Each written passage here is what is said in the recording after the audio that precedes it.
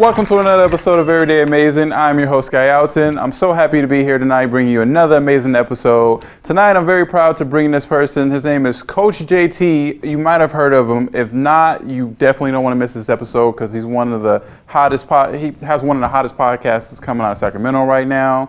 But I'm not going to sit here and talk about it in detail. I'm going to let you see a little bit about it. Play the intro. You were sitting down with the best. It's 94 feet, none more, none less. Started from the bottom, now I made it past the steps. But you gotta have a vision like, what's your triple threat? 94 feet with Coach JT.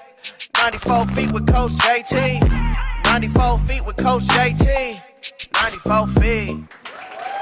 Yes, Coach JT will be here tonight. Like I said, he has one of the hottest podcasts coming out of Sacramento. Very experienced coach, and not just as a coach, but just all around, just life experience. And his story, I think, is going to resonate with a lot of people out there. So don't go anywhere. You don't want to miss this episode. Stay tuned. Everyday Amazing with Sky Alton. Ladies and gentlemen, please welcome Coach JT to the show.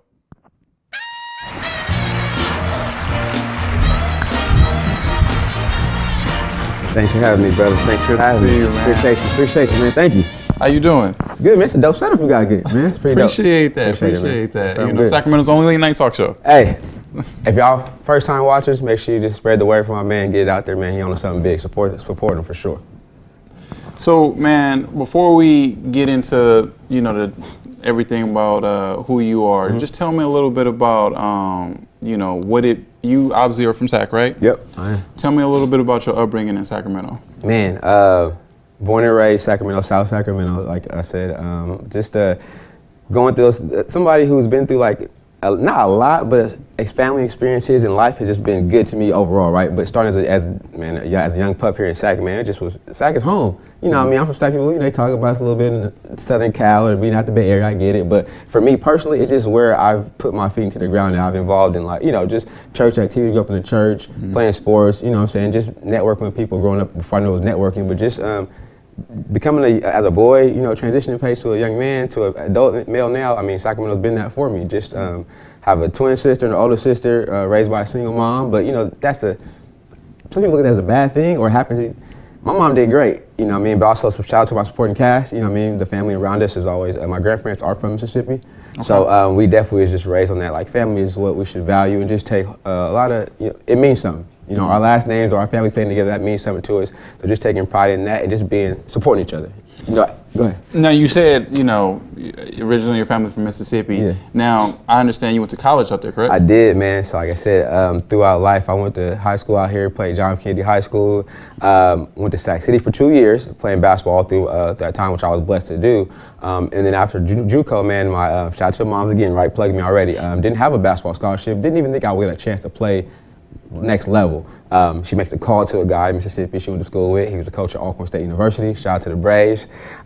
He's like, Jay, come down here. I'm like, okay. I've been in Mississippi a lot, visited Alcorn. My auntie went to HBCU, my uncle did too, and my twin went to a school, but I was like, I've never been to Alcorn campus as a teenager or a young adult, right? So I'm gonna shake this picture for you real quick though. My auntie picks up from the airport in Jackson. Jackson's about an hour away from Alcorn. So Jackson's a little city. We drive an hour down 2-lane highway back then, very many lights, up a 5-mile road, and then boom, the campus is there. I'm like, what did I get myself into? There's no closest Walmart, 30 minutes the other way. Wow. It's 2 gas stations, probably, whatever, like that. One on campus and about 5 miles down. I was like, this is not Cali. Bro, it's not, but the good thing with that is, man, I was blessed to be around my grandparents for 4 years, right? They didn't get to see me play high school basketball. They just, they came to graduation here, but they didn't get me come during the season. So, man, that was one of the biggest blessings as a person who valued my grandparents so much, man. My grandma's a basketball junkie. We used to watch hoop, man, late night. She loved Kobe, rest in peace, Kobe. But she hated Tim Duncan. I was like, he's the nicest player in the world, but she loved Kobe. And my grandpa, man, again, Southern gentlemen, you say, we sit outside on the porch, man, and just talk.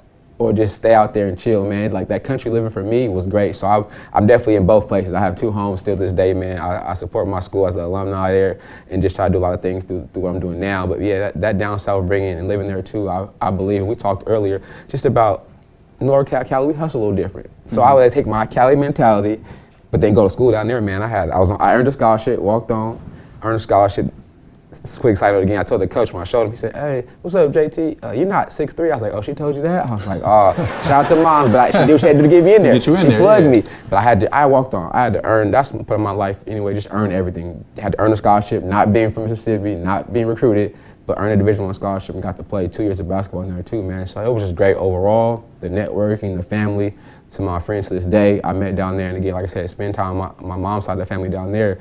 It was just impactful to me more, in so many ways though, man. Like I said, grandparents are such a good thing. And my cousin's down there still, he lives in our house right there. So I mean, it was dope, man. It's nothing like, I gotta keep it real. I tell these kids, you gotta experience the South a little bit. Cause we're so far away. The stuff, recently they had the NBA All-Star game in Oakland. Yeah. Oh, it was amazing. Tuskegee showed up, Morehouse, but then everybody else, Spelman, everybody had their, you go to HBCU, you wear your gear when it's time. People were geared up, but just having a good time, singing along with music. And I was like, our young adults, kids, students need to experience that, man. Just the camaraderie, shaking hands, everybody, people speak down south. Yeah. I may not ever know you, but I'm gonna say, hey, how you doing? Have a good day. And that's all I got when I was out there. And they did some interviews too. And it was like, man, this is just a different opportunity to see how life is differently across the states, man. So I definitely enjoyed my time down south and stuff like that. What would be something you would tell somebody who, was thinking about going to a HBC? Because you said you went to Sac State and you went to HBC. So like, what would be something like you would tell them that, listen, like, that is different, but they got to experience something that's great about going to a HBC? So the HBCU life definitely based upon, as we know, the biggest thing is finances, right? So people say, oh, it's not a PWI. Yes, but also it's factored. If you can just basically, you're going to experience some trials and tribulations. All students do, but HBCU struggles are different. But we always say if you can make it there, you make it anywhere. Like I said, so we're trying to get more resources at all our schools, in my school as well. But because again, where it's at, budgets or staffing or funding, they don't have the same. They can't move on certain projects as quickly as other schools can because the numbers aren't there. But I would just tell them, just experience it, because as a person in the long run, you'll feel better about your experience there after you get through there. Yeah, It may not be, I gotta leave home, yeah, okay. Like my twin, she left after 1 year of junior college and went to A&M. I stayed at Sac City Junior College for 2 years, but then I was ready to go afterwards, but the timing is your timing. But she went to A&M, we're in the SWAC, so I get to drive 5 miles to see her, but it was like, man, we support each other through that, but also we got to grow together as young adults in that time too, because we both weren't coming home, so we had to call each other, support each other, or I'll go see her on her homecoming or spring break to see how she's doing, check on her. So you mature, man, because again, we've had some rough nights out there, man. I had a teammate lose his girlfriend on a night, a club night, get ready to go to the club, she's on that road and a drunk driver hits it, right? We have a game the next day, and I'm just hugging my dog before the game. You go through losses like people do, but it's like, man, in that environment, all you have to rely on those people you're around. You know what I'm saying? I couldn't come home like, hey, mom, or talking about, I was like, my boys right there, or somebody else I relied on, and it just built those bonds, man, we talked about just building bridges. You don't want to burn them, but you want to build them so you can always go back and cross them, man, because you just never know. And to this day, again, through the pods like that, I can say, hey, can I get an interview? HBC people I went to school with are doctors, lawyers, they paid pros, they're educators. So I'm like, a lot of people come from HBCUs. Y'all should give it a try, man. It's just something I think everybody should experience.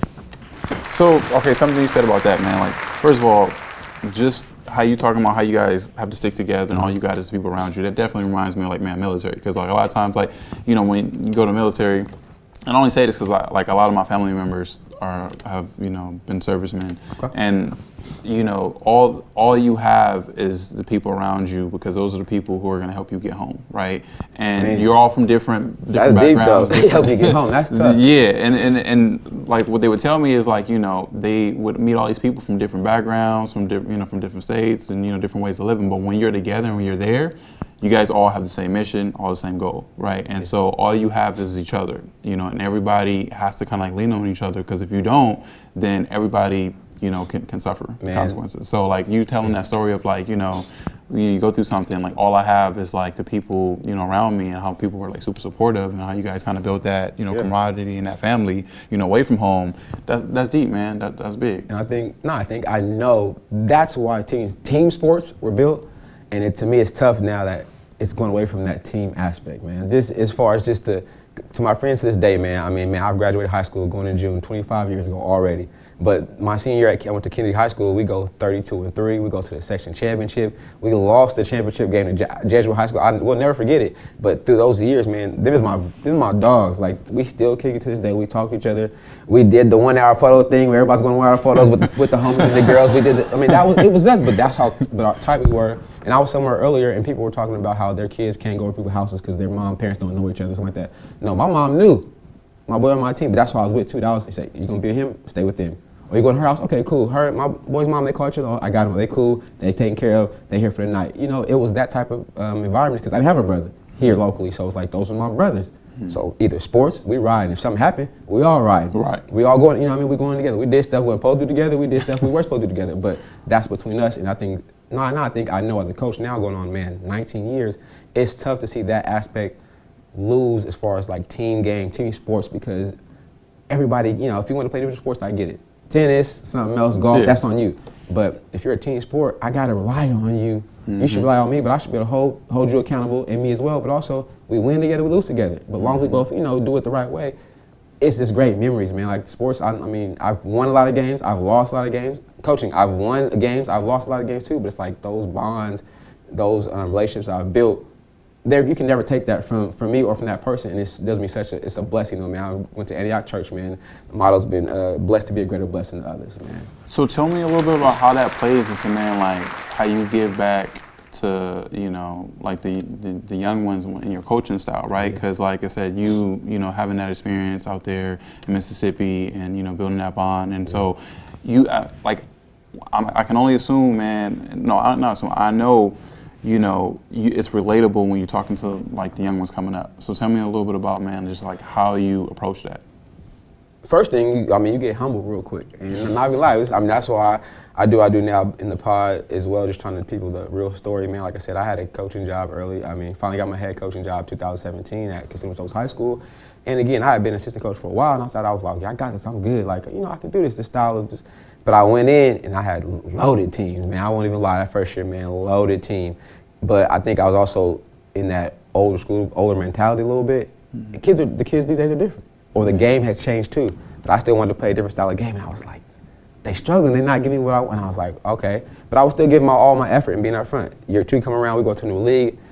Preseason fine. League, we don't win with any league game, but it's the toughest league in SAC out there in Oak Grove. But then they let me go. I was like, what?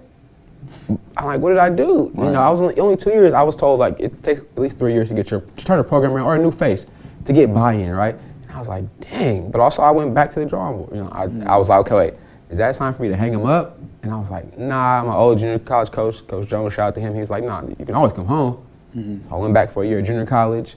We went to the playoffs. My old high school that I worked at and coached at before had a head coaching job available. When I'm at Kennedy High School now, and I was like, okay, was it God's timing? Like, okay, but also took that experience, like, okay, what can I do better? Look at the game, look at your style, look how you communicate, because you can't talk to all the kids the same. Like, I grew up with hard coaching, it didn't bother me. It made me go harder. I took it, you know, nowadays, how you communicate with these youth students in front of each other or behind closed doors is what, you know, they want to be praised in public or managed in private.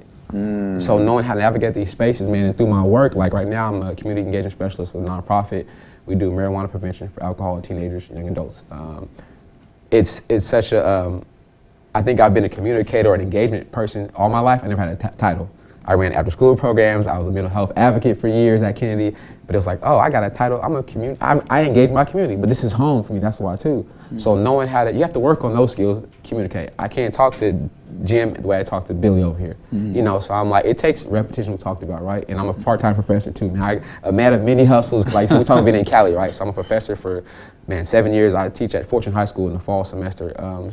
But those kids get dual enrollment, right? But they're just out of high school. So I have a class of freshmen in high school, but they're actually also college freshmen. But you got to be able to kind of still relate to them, because I'm their first professor. So I'm not too hard, but I'm also like, hey, you got to know how to navigate this space in college, because you're an advantage. You're going to get an AA degree and your high school diploma at the same time. And so, you know, just have communication with them. We talked about trending topics. What do you guys want to discuss a little bit in this class? But also for me, how can I bring I do a lot of guest speakers come in so they can realize, oh man, people look like me, do this, or do that. And that's why they say, Coach JT, you know everybody. Well, you know, I know a lot of people, but I want to bless you with their information or the opportunity or just stuff so you can learn and hire yourself that school may not teach you. You feel me? Like that. So that's why I try to use that. And that comes with just shout out to my boy Dwight Taylor. His brand or nickname, he's the effective communicator. And I'm gonna have to link you up with him, because I know he'll probably, if you haven't had him on here already, he'll come in and kill it, because his vibe is, or every time he comes to a room, the kid's like, can he come back? He does public speaking, like, but he's dope, man. But I've listened to him a lot. He was on my show. I'm like, okay, speaking clearly, listening, knowing how to make them feel great, but also giving information without making them feel disrespect. I'm like, it's a skill. It takes practice. So I figure I haven't mastered it, no, but now I'm putting in so many reps, right? So many reps to where, and also I try to keep, not try, I know I keep my heart in the right spot. I want them all to succeed. If it's not this, everybody gonna make it pro. Everybody's not gonna make it to the Division I. However, you can be a successful young man or woman in life, have a family, and come back and say, thanks, Coach JT, it was worth it, whatever, because it is hard on the other side of it too, though, man. Man, those conversations with them, like you said, like, everybody ain't gonna make it, and it's hard, but like there's other things they can do when they don't make it. So, man, just tell me a little bit about like overview, like how you like a time you've had to have that tough conversation, or just in general of like how you approach that conversation. Man, it's really basic, so you got to get a feel for that person. With students, it's even easier to have it when the parents support you in that. I just had it in my high school banquet actually last night for the team, but had a player who was like, you know, coach, as a junior you can play JV now. I was like, do you want to play JV or varsity? Because last year, 2 years ago, the team, you had a little bigger team, a senior was playing above me. He said, nah, coach, I'm going to stick it out. And I was like, okay. And his mom was like, you sure? He's like, no, I'm going to stick it out. Come this year, a guy gets hurt. He plays a whole lot in November, December. Like a whole lot, and then, but every game this kid was like, thanks coach, thanks coach, thanks coach. I'm like, right. But he was always at practice, always respectable. He chose, even through that his junior, to not play a lot. He chose to sacrifice his time and just work with the guys and get better. And he was appreciative for it, and that conversation was good. On the flip side, I had somebody like, nah coach, this ain't it. I'm like, right now he has to put more work in or something like that. They don't agree with that. So sometimes you gotta stand your ground on it too, and if they choose to leave your program or whatever else, that's on them, as long as it was for the right reasons. Now, if they were giving the right effort and doing the things we asked them to do as a program as a whole, then that could be on me. But if they're not doing what they're expected to do or something like that, or it's not translating and not trying to shift a little bit, and again, you're playing a team sport, you may not need to be on that team. And then sometimes you have to have those conversations, but also the coach, you gotta be willing to do it and deal with the results, good or bad. Right, okay. Man, we're going to talk more about that. Before we do that, we're going to take a quick break, and we'll be right back after these messages. Everyday Amazing with Sky Alton. Hi, I'm Asia Motley. Check out my episode on Everyday Amazing with Sky Alton. Everyday Amazing with Sky Alton. Welcome back to the show. I'm still here with Coach JT. Coach, before we went to break, we were talking about just, man, having those tough conversations like with some of your students. But something I kind of really want to touch on is, I want to go back a little bit, how you talked about you graduated, came back from Mississippi, you first started coaching.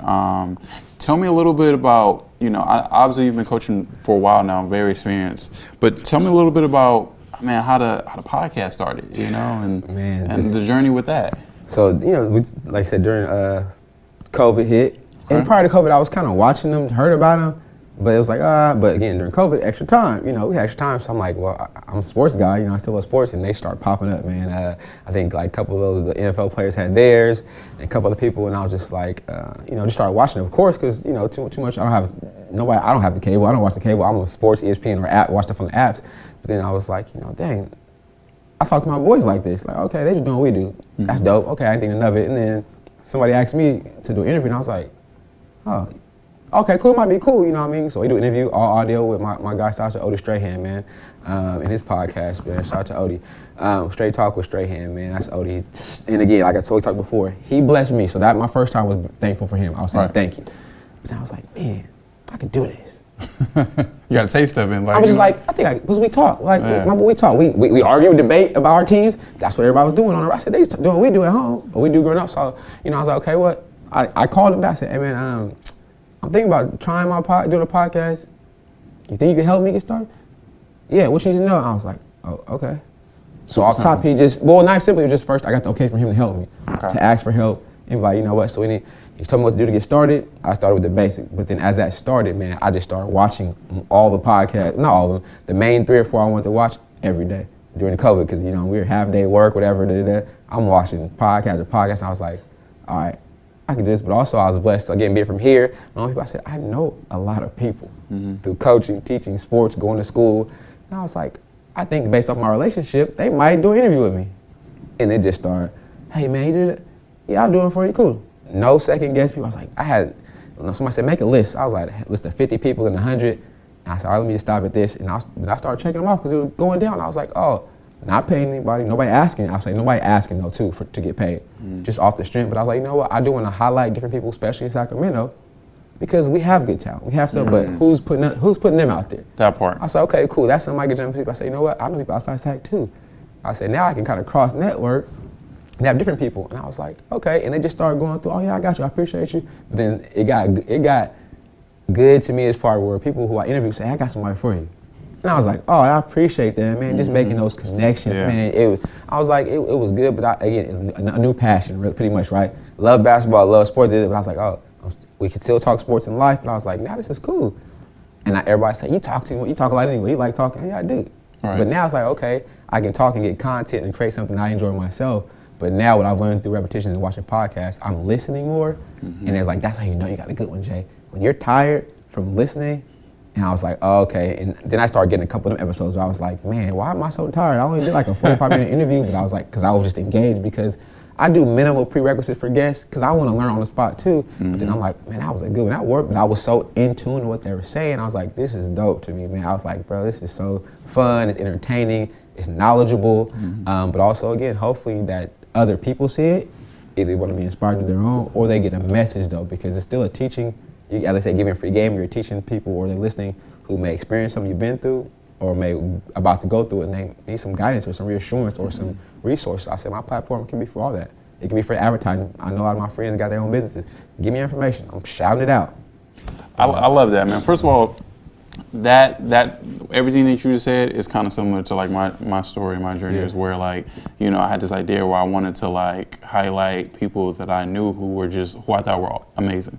Right, you know, and I was just like, you know, there's nothing out there that like, there's no place they can go where they can like shine, you know, like everything that I was seeing, you know, people are already established, right? And I was like, you know what, I'm gonna create something that allows me to show off the people that I think are amazing. And when doing so, I'll be able to show other people who are amazing, and people, you know, recommend people to me, and it'll just grow from there, right? And so, like I said, I love what you said about like the community. Was like, I know a lot of people, and like not just knowing a lot of people, but I'm gonna highlight them, and then like the idea is that somebody like take something positive from it, like learn something from it. You know, we'll cover like different topics, you know, we'll talk about different things, but the idea, the very essence is that like, you know, somebody learns something and they feel like inspired to go find what it is that they love to do, or, you know, it gets them to move. It's like a call to action. That's kind of how I think of it, right? And so, you know, every episode I try to highlight people who are like yourself, whatever, just putting in the work, man. Just giving back, you know, like I said, your story just in general of like how, you know, going to HBC, you know, learning and, you know, taking that knowledge and then coming back to SAC and then like giving back to the, you know, the younger generation, you know, basically teaching them what you've learned through like your learned experiences. Yeah, I mean, you know, it helps, like I said, man, growing up in the church, keep it all the way 100. It's just like, that was a message that I got in church, was like, you know, you need to bless others or be appreciative, you know, stuff like that. Your life will be better if you take time out for other people or you support other people as well, not just you, because you can't, none of us can do this on our own, you know what I mean? And then, again, growing up still, going through stuff or being mature, it's like, man, you want to be successful, you want to be blessed, but also that comes at the hand of how are you to other people. Some people in this world who are nasty to people, they're not doing that great. You know what I mean? People who are wholeheartedly blessing others or doing something to support somebody or whatever, they're succeeding because of how they maneuver, how their relationships go, how they do it wholeheartedly and stuff like that. And it's like, man, I want to be able to sleep at night, you know what I mean? Knowing that I did my due diligence, I did my job, and you know what I'm saying? Or one of my players come back and say, hey coach, you know what? I need you to come to my 30th birthday party. Dang, I coached him when he was 17, now he's married, but that means a lot. He called me, he said, you better be there. All right, I'm there, you know what I mean? So that type of stuff for me, it means something because that's what life should be about, you know what I mean? As far as enjoying that, making your own history, whatever, making your legacy, building a legacy for yourself, for your family, but also how you do on that path, man, is so crucial because there's gonna be some ups and downs to that path, but if you can maneuver through those and come out on the other side okay, yeah, you got war wounds, you get scars, but you're better because of it. And now it's like, well, through the pod too, it's like, hey, athletes listen, like I had Devin George on the show once, and like, they're like, yeah, but I met Dev a while ago through a lady named DV, hooked me up, he's like, Jay, I got you. I'll come down, I was like, man, this is the NBA champion. I'm talking to Devin George, like, come on. But then people were like, man, the conversation was good. He went to Division II school, but still made it to the NBA. You know, that story, like, you can get there. Okay, I'm sitting there, you see me sitting there, say I ain't making this up, he's telling you what he went through. but you gotta put the work in. So hopefully people will see all that. I was like, you know what, okay, cool. Then I go interview somebody else who went to something else, or somebody who did, or I interviewed a young lady from Florida. She's a nurse, but she got, I guess they chose her to go to, I think her whole school, I want to say it might have been Indy or Purdue, Indiana. They got to pick you to come there for your finish your schooling. They picked her. She went viral. Her little celebration after graduation went viral before that, whatever. But I was like, she was like, yeah, I'll do the interview, cool, no problem. Asked her one time, I was like, that's a dope story, because I know a lot of black men and women for sure want to be our nurses, RNs, and they go from HBCUs. But got the highlighter photo, she's up there killing it, but it was like, man, she was like, no, I appreciate you just taking time out your day. I was like, you winning, you got the dope story. I'm just want to highlight, she was like, but you got the dope story. So it's just a good feeling to do right by people for me, man, as well. Man, there's usually a point in the show where I ask people their inspiration, like, you know, how, you know, they turned out the way that they turned out. But, you know, with you, I don't even feel like I need to ask you that question, because I just know and I feel that, man, it's just you. Like, you genuinely are, like, a really good person, and you care. I mean, that's why you're doing the work that you're doing. I really believe you're in the right field. You know, like at some capacity, I feel like you were always going to be giving back to the community. Yeah, and I was saying, some people know, so even you too, if you go by these rules, they say it can be a gift and a curse. I say a curse, but it can weigh on you, because, and I'll definitely hit on this real quick though, man. I know we're in a stage where mental health is huge, but also, like, as a coach, think about this, I'm responsible for all these other people's kids, but then I gotta deal with their parents, their emotions. If you can't compartmentalize that, I do a way better job now, but before I wanted to please everybody, and you can't be that way. But a couple years ago, I went through nights where I was up, why am I up at 2 in the morning? I'm stressing a little bit over what this parent said to me or something like that, and I'm like, but then it came to people around my circle, was like, no, trust yourself. You know what you're good at, you're doing, everybody have to like it, but also, you know, and then I went to seek therapy. It helped me, you know, writing more stuff down, but I was like, yeah, I shouldn't want to please everybody. Even though I would like that feeling, but it's just not gonna work. And I'm gonna, you know, so I went through those phases where, man, why am I feeling weird about, you know, but I just don't want anybody upset with me. I try to be that guy that everybody can say, JT, solid. But some people may not just like me for how I operate, how I move, and that, I'm okay with that too. I have to be okay with that, as long as I'm not disrespectful to them like that calls it. I'm like, hey, if you don't like the way I move this program or something I do, okay, fine, you have the right to go over there, and I'll be okay with that. And that took some time, because for a minute, certain times, I was like, oh, why am I'm up 3 in the morning, and I wake up again at 5. I'm like, this ain't good. Right. You know what I mean? And that messes up, you gotta take care of some, you know what I mean? It's not good for us internally and stuff like that. So I went through that phase, but learning how to deal with it, learn how to be better at it, but also understanding, telling youth that too. I said, y'all know how stressful this is? You guys coaching young youth sports is crazy. Right. You got them and their parents sometimes. So it's like dealing with that space, man, and trying to make sure I'm good for me. Because if I'm not good, I can't be good to them. So, you know, I just have to deal with that too. Well, I want to thank you again, man, Coach JT, for coming on the show, man, and sharing your experiences, man. Like I said, I keep doing that, the work that you're doing. Like I said, you know, and I'm now hopefully a whole bunch of other people out there who are going to know like what you're doing for SAC. And I can't wait to see, you know, how much further you go with like your podcast and anything else, man, you do for the community. So I definitely appreciate it. Thank you again for coming on the show. Yes, sir. And then before I let you go, man, I just want you to tell people where they can get in contact with you, where they can watch your podcast, and all your socials. On Instagram, first the website too, man, 94feetwithcoachjg.com. And while I said that, I had to do some research. I don't know if you're a hat guy.